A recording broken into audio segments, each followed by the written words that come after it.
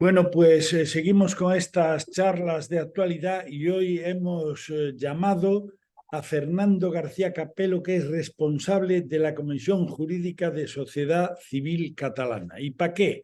Bueno, pues para hablar de esto que tanto nos habéis pedido, que es del tema del 8 de octubre que hubo en Barcelona, mm, todos a Barcelona 8 de octubre, no en mi nombre, ni amnistía ni autodeterminación. Por respeto al Estado de Derecho han sido llamados los ciudadanos. Muchos fueron, como siempre en todas estas cosas, las cifras depende quién las diga, pero yo le quería preguntar a Fernando, pues, ¿cuántos consideran ellos que han ido?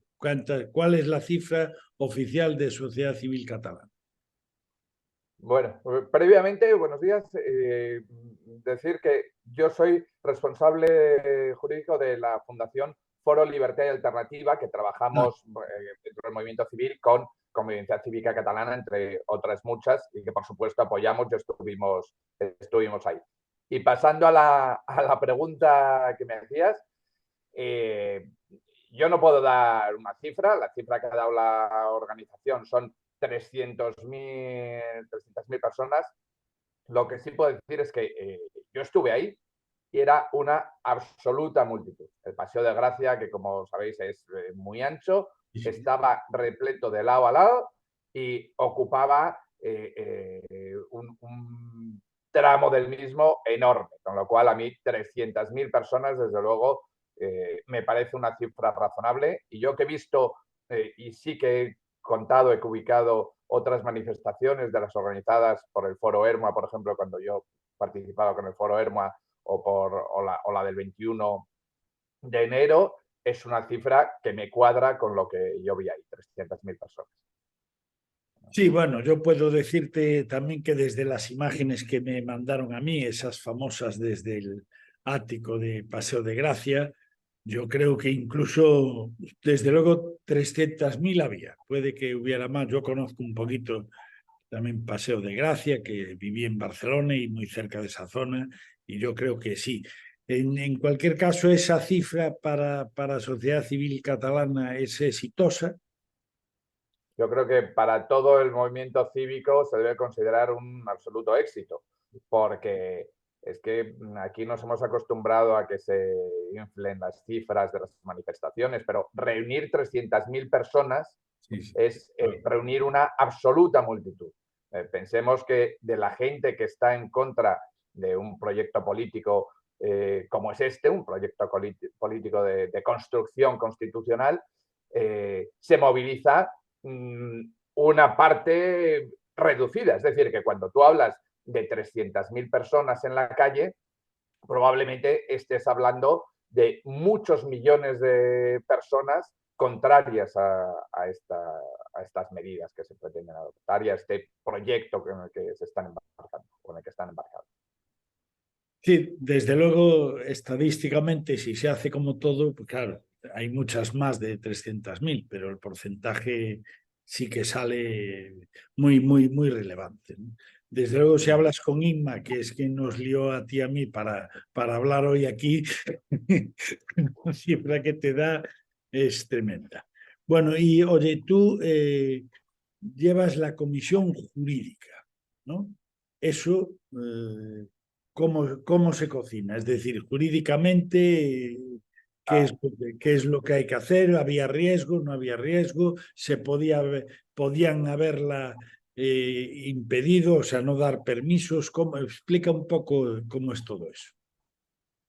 bueno, no he oído muy bien la pregunta porque se ha cortado, pero entiendo que me estabas preguntando por la organización de la manifestación. Eh, Y desde, el derecho de reunión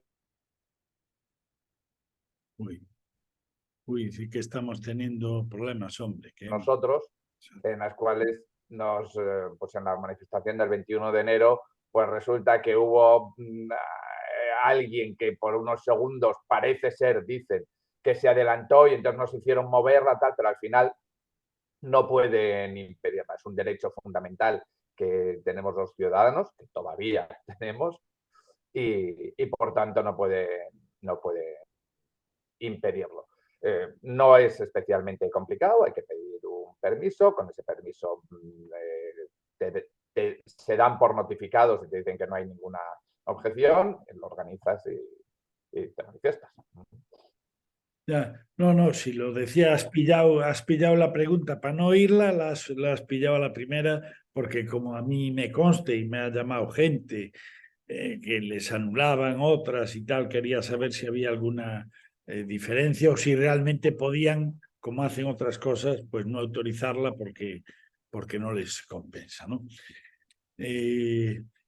Oye, ¿cómo ves tú todo esto? Primero, ¿esto te consta que haya llegado a alguien del gobierno y que haya dicho vamos a intentar mejorar esto o no? Hombre, yo creo que es una evidencia que el gobierno se ha quedado sorprendido por la cantidad de gente que se ha movilizado. Y tiene muy claro que hay una resistencia cívica muy, muy potente y que es muy probable que vaya increciendo. Y por tanto, a mí me consta, yo sé que están preocupados y sus reacciones no hay más que verlas. Y ya eh, faltando al respeto a las cientos de miles de personas que hemos estado ahí. Sí, sí. Entonces, la propia reacción del gobierno, la propia reacción del gobierno ya te indica que efectivamente han tomado nota, saben que tienen un problema y saben que va a haber una resistencia muy activa y muy democrática por parte de la sociedad española. Eso no quiere decir que vayan a cejar en su empeño de continuar con este proyecto de deconstrucción constitucional. Aquí estamos ante un proyecto de fondo en el cual el Partido Socialista, junto con Sumar, Unidas Podemos, es decir, todo lo que es el socialismo del siglo XXI, y con los nacionalistas, están desmontando el régimen constitucional, están yendo hacia otro nuevo tipo de orden jurídico y para ello están tomando todos los pasos necesarios. Han tomado el Tribunal Constitucional, han puesto al frente como presidente a una persona claramente partidista, es decir, que nadie duda cuáles son las simpatías de Conde Pumpido. Han nombrado algo que no había sucedido nunca. Han nombrado a un ministro de su propio gobierno como magistrado en el Tribunal Constitucional. Eso no ha sucedido nunca.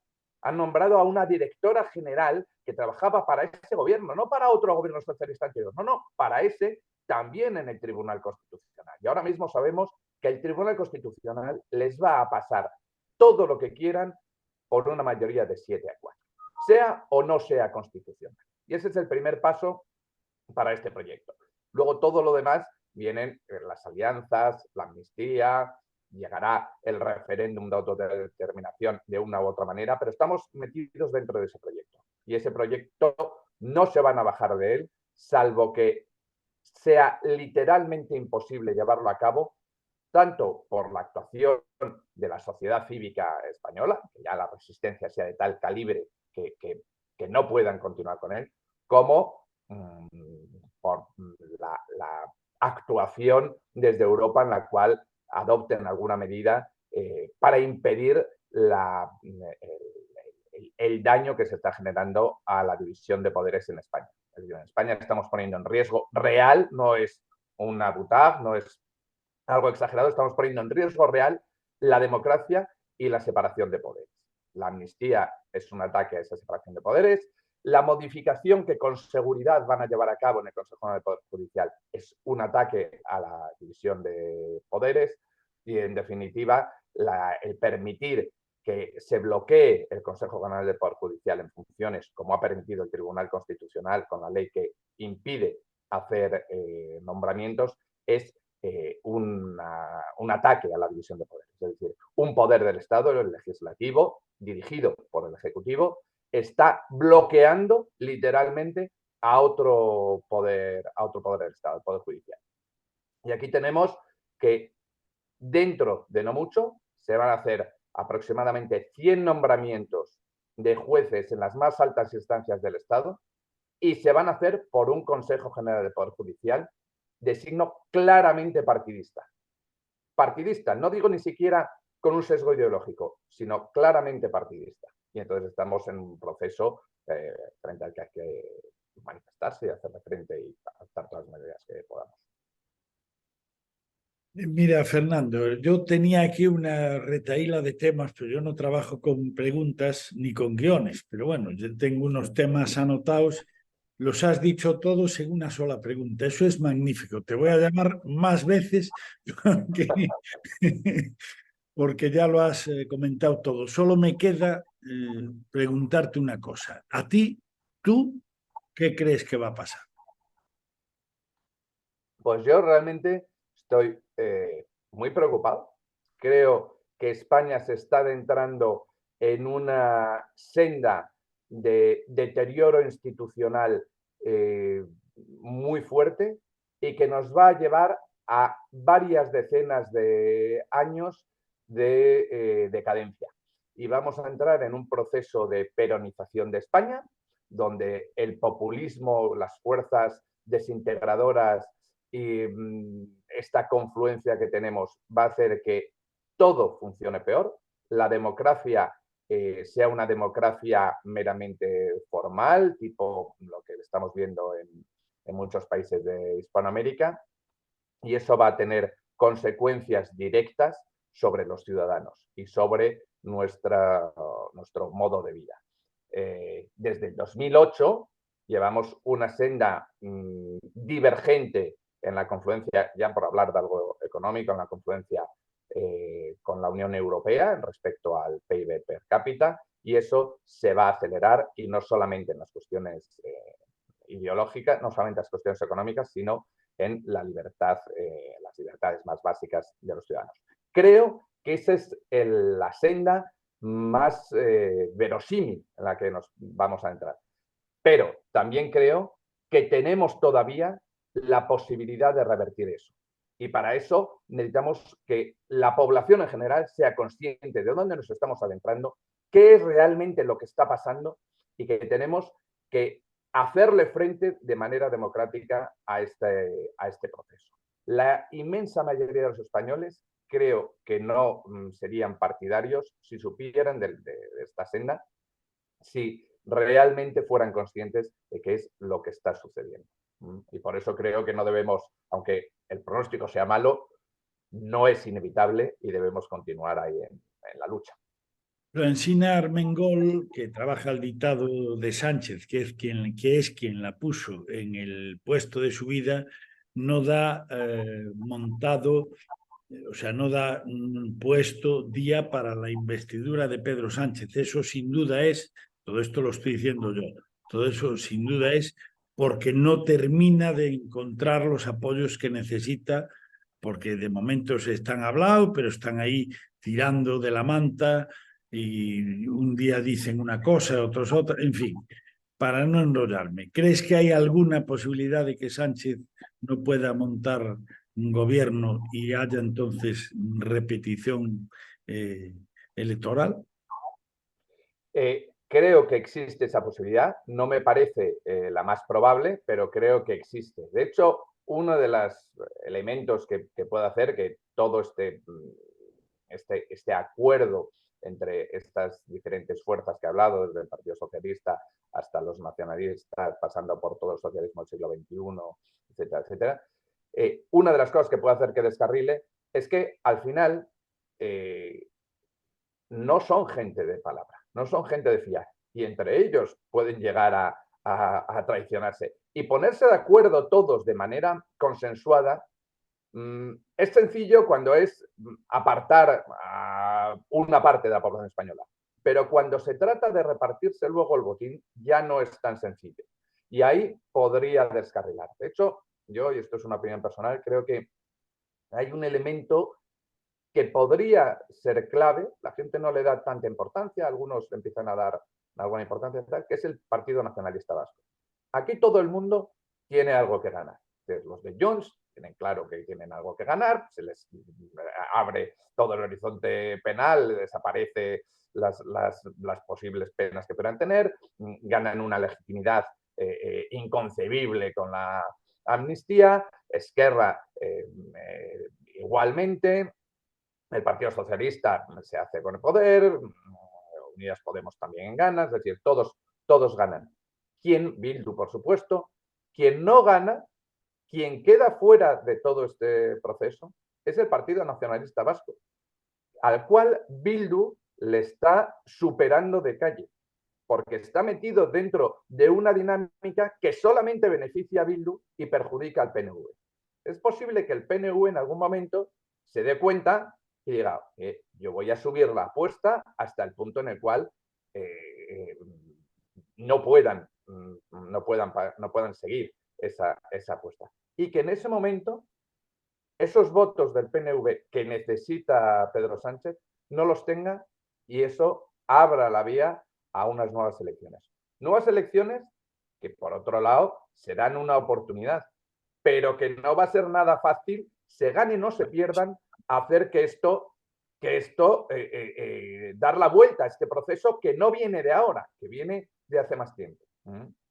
Porque si ganara el Partido Popular en las nuevas elecciones, ponernos en algo ya, una hipótesis muy, es decir, que ahora mismo no parece que sea lo más probable, pero si ganara, la calle ardería en cuestión de meses. Es decir, todo el nacionalismo secesionista saldría a la calle a volver a hacer inviable la convivencia, los sindicatos, toda la izquierda radical. Es decir, tendríamos una España de conflicto a la cual habría que hacer frente y no sería sencillo. Muy bien, Fernando, gracias. Se acaba el tiempo. Te llamaremos más veces porque además con hacerte una pregunta ya lo contestas todo. No como los políticos que les dan lo que tienen que decir y aunque les preguntes si llueve o no, te dicen que España es democrática. En fin, muchas gracias. Es la maldición del abogado. Sí. Pones a contar todo lo que tienes que decir antes de que te corte su señoría. Muy bien, pero viene muy bien. En este caso a mí me vino magnífico porque tenía 6 o 7 preguntas, que es de lo que había que hablar y ya lo has dicho todo en el mismo párrafo. Así que perfecto. Muchas gracias, Fernando, Pues y nada, estaremos en contacto. A vosotros por llamarme cuando queráis. Pues nada, continuamos con las charlas de actualidad.